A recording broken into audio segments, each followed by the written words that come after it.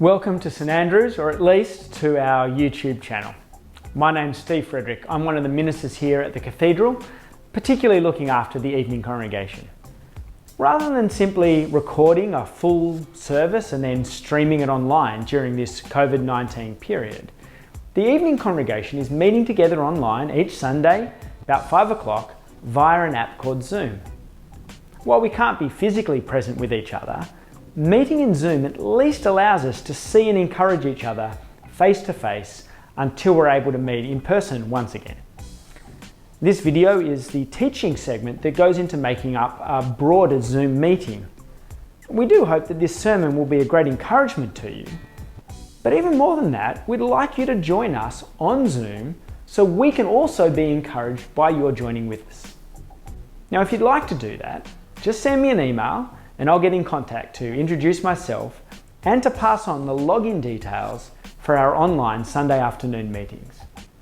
Of course, even more, we're looking forward to finally meeting you in person just as soon as it's safe to hold our public gatherings once again. The book of Ruth is a book about what it looks like to walk away from God in search of greener pastures. It's a book that explores the kind of bitterness and grief that can really hollow us out when we feel that trusting God has just left us empty. And that's exactly how this story of Ruth begins. It begins with a whole family who are already in the process of walking away from God. Have a look with me at the first couple of verses that introduce the story of Ruth. Ruth chapter 1, verse 1. In the days when the judges ruled, there was a famine in the land. So a man from Bethlehem in Judah, together with his wife and 2 sons, went to live for a while in the country of Moab. The man's name was Elimelech, his wife's name was Naomi, and the names of his 2 sons were Mahlon and Chilion. They were Ephrathites from Bethlehem, Judah, and they went to Moab and lived there. We read here that Naomi and her family are leaving Israel, and it's not a mystery why. There's a famine in Israel, but there's still food to be found in the neighbouring pagan nation of Moab. Now, in one sense, that's all hardly surprising or remarkable, is it? People have always relocated and migrated to where they can best secure a good life, a better life for their own families. Perhaps that's how some of you and your families ended up in Australia.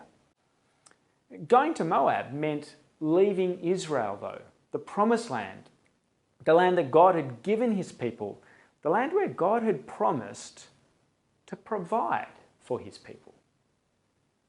This story we read is set at the time of the judges. That is, it's set in the generations immediately following Israel's first possession of the promised land. So it's kind of unsettling to already find God's people turning around and walking away from the promised land that God had delivered to them. Elimelech, Naomi, along with their boys, decide to walk away and move into the enemy territory of Moab. They gamble on attempting to secure their own future blessing, but in doing so, they're walking away from God's promises. They're choosing to walk away from God himself. Now, it's a gamble that most Christians have at least considered taking at one point or another. Perhaps there have been years of desperate prayer, but still no improvement in their health. And so we walk away from God to avoid further disappointment. Perhaps it's the persistent longing for a Christian husband or wife which ultimately wears us down. So we choose the love of an unbeliever who draws us close to them, but who at the same time slowly leads us away from God. Maybe after years of a painful marriage that shows a little sign of healing, we sense it's just going to take less energy to walk quietly away than it would to endure in faithfulness. Maybe it is years of turning up to meet with God's people on Sundays at church, years spent listening to other people's struggles and difficulties, but during our own time of despair, we feel ourselves ignored. And we can't help but wonder why God has not provided for us, why it seems that God has left us feeling so empty. maybe we only begin by edging away from God, one small step, one small area of life at a time.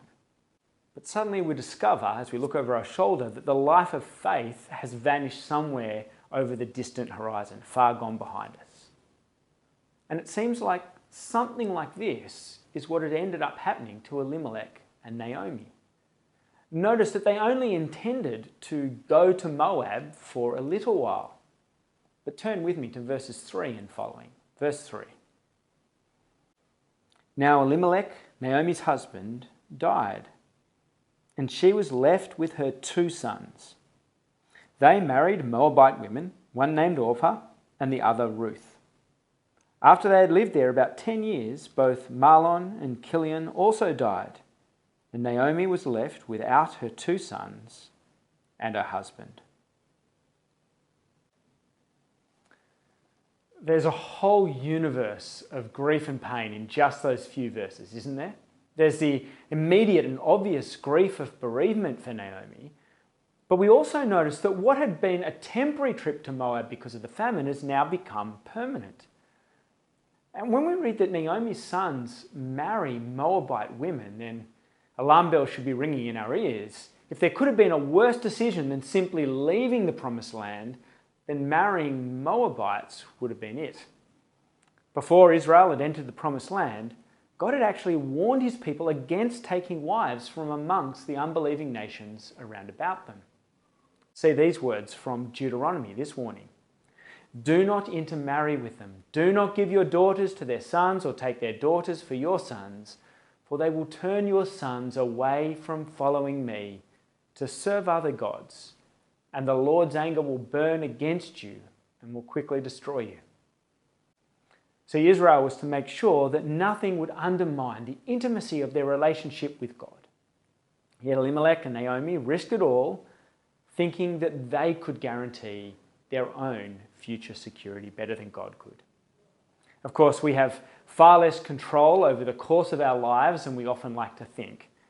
And now Naomi finds herself without a husband or sons, and because she's also left the promised land, Naomi has also lost access to any share in the family inheritance that might have been waiting for her back in Israel. Naomi walked away. She walked away from the promised land. She walked away from God himself. And instead of finding security and fulfillment, it was heartbreaking disaster that greeted her. Now, of course, in God's amazing kindness, that's not where the story ends. Although Naomi walked away, she doesn't stay away. She does return, even though it's not at all a happy return. The rest of the chapter is devoted to Naomi's painful, her bitter experience of returning to God. Have a look with me at verse 6, where we pick up the story. Chapter 1, verse 6. When Naomi heard in Moab that the Lord had come to the aid of his people by providing food for them, she and her daughters-in-law prepared to return home from there. With her 2 daughters-in-law, she left the place where she had been living and set out on the road that would take them back to the land of Judah. In verse 6 we read that Naomi and her daughters-in-law decide to return because the Lord had come to the aid of his people. Now this phrase that the Lord had come to the aid of his people often is literally translated, God has visited his people. And this phrase comes up at a few really important points throughout the storyline of the Bible. In Genesis, God visits Abraham and Sarah, an elderly barren couple who can't have kids and therefore they have no descendants, no hope of a future. And God's visit to them starts a chain reaction that ultimately leads to the miraculous birth of a son, and their descendants become an entire nation, the nation of Israel. In Exodus, we read how God had also visited his people when they were slaves down in Egypt. Here, God's visit starts a chain reaction that frees them from slavery to Pharaoh and gives them possession of the promised land, their own country, their own nation, the one that Naomi and Elimelech had just left. Here in Ruth, when God visits Israel, he not only ends the famine, he starts a chain reaction of everyday events that result in amazing blessing for Naomi, for Israel, and ultimately even, believe it or not, for us. Although you're going to have to wait and see how that turns out. Well, although God's visit convinces Naomi to come home, you don't really get the feeling that it's a very happy homecoming, do you? Although God has amazingly visited his people in Israel, Naomi doesn't personally expect things to ever get much better for her. And that's why she tries to send her daughter-in-laws back to their own country, to their own families, their own households. Have a look with me once again, Ruth chapter 1, this time picking it up from verse 11. Verse 11. But Naomi said, "Return home, my daughters. Why would you come with me? Am I going to have any more sons who could become your husbands? Return home, my daughters. I am too old to have another husband. Even if I thought there was still hope for me, even if I had a husband tonight and then gave birth to sons, would you wait until they grew up? Would you remain unmarried for them? No, my daughters. It is more bitter for me than for you, because the Lord's hand has turned against me." Notice that Naomi has not yet learned from her mistake. She still thinks the only way for Orpah and Ruth to find any security is to go back to Moab, where they find themselves another husband. Same failed solution that Naomi had for her sons. Because Naomi doesn't expect to experience God's kindness for herself, she tells these women that there's no hope for them back in Israel either. Tragically, Naomi is trying to turn these widowed pagan women away from the only God who can genuinely provide them with true security. In fact, so great is Naomi's bitterness that in verses 19 to 20, we see that she changes her name from Naomi to Mara, which means bitter. Have a look at verse 19. There we read, "So the two women, that is Naomi and Ruth, went on until they came to Bethlehem. When they arrived in Bethlehem, the whole town was stirred because of them, and the women exclaimed, 'Can this be Naomi?' 'Don't call me Naomi,' she told them. 'Call me Mara, because the Almighty has made my life very bitter. I went away full, but the Lord has brought me back empty. Why call me Naomi? The Lord has afflicted me. The Almighty has brought misfortune upon me.'" See, Naomi doesn't just think she's going through a bit of a bad patch. Naomi, or Mara, as she now calls herself, holds out zero hope for her own future. I wonder if you've ever felt the same way. If you've ever had a point when God's goodness and generosity slipped completely from view for you. God may have visited Israel, but Naomi doesn't expect that she's going to have any share in those benefits for herself. Bitterness is what almost always results when we can see evidence of God's kindness shown to everyone else, but not to us. But not only does Naomi return feeling bitter, she returns feeling empty. She says in verse 21, "I left full, but the Lord has brought me back empty." How things have changed. It was because of her emptiness, her empty stomach, her lack of food that she originally left Israel. She hoped that by going to Moab, she'd become full. But now she realizes that it's the other way around. The emptiness that Naomi returns to Israel with is an emptiness of the soul, an emptiness that gnaws at her far more than the empty stomach she had left with. She returns with no husband, no sons, no inheritance. Like the prodigal son in Jesus' well-known parable, Naomi returns unaware of the blessings that God still has in store for her.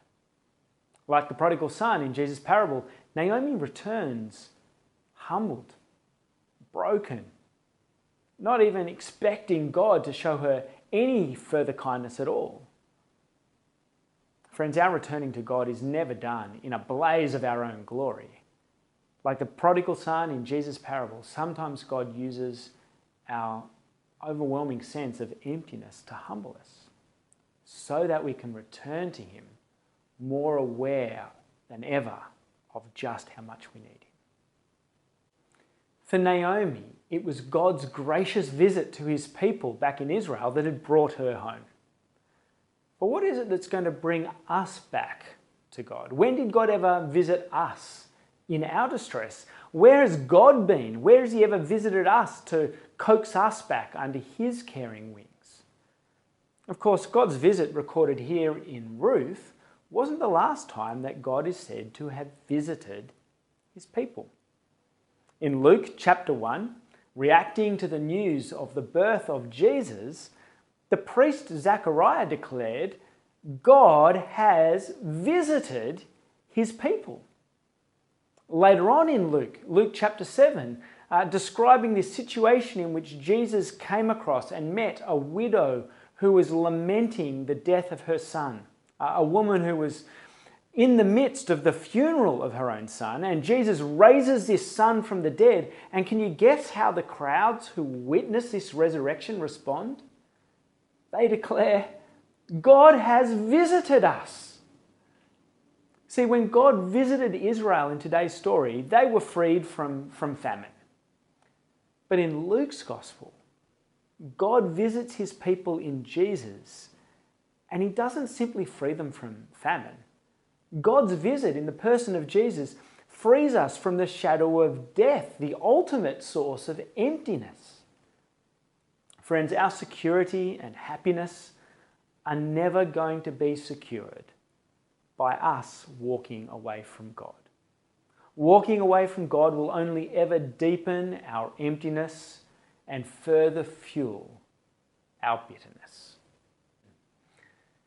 Perhaps, having already walked away from God, some of us feel that we've just got no right to return to him. Perhaps we've only just begun to notice in ourselves those first few steps of our walking away from God. Either way, if that describes us, if we see anything of Naomi in ourselves this evening, then today's passage urges us to return, to come back. God has visited us with his compassion in the Lord Jesus. God has not ignored our deepest emptiness. He's not disregarded our bitterness. Like Naomi, we don't have to come back to God optimistic, happy, and chirpy. Perhaps we're not yet able to even imagine how God's visit in Jesus has been able to or ever will do us any good. Perhaps like Naomi, we can't yet see what possible comfort Jesus can offer us. Just like Naomi, we can come back empty and bitter if that's how we feel. We can come back expecting nothing from God if we must. If we can't think of any better reason, we can come back just because everything else has let us down. Friends, bring all your bitterness and emptiness back to God with you if you must. But in view of God's mercy, the book of Ruth urges us that it's simply enough to come back, no matter how bitter or empty we might yet feel as we return to him.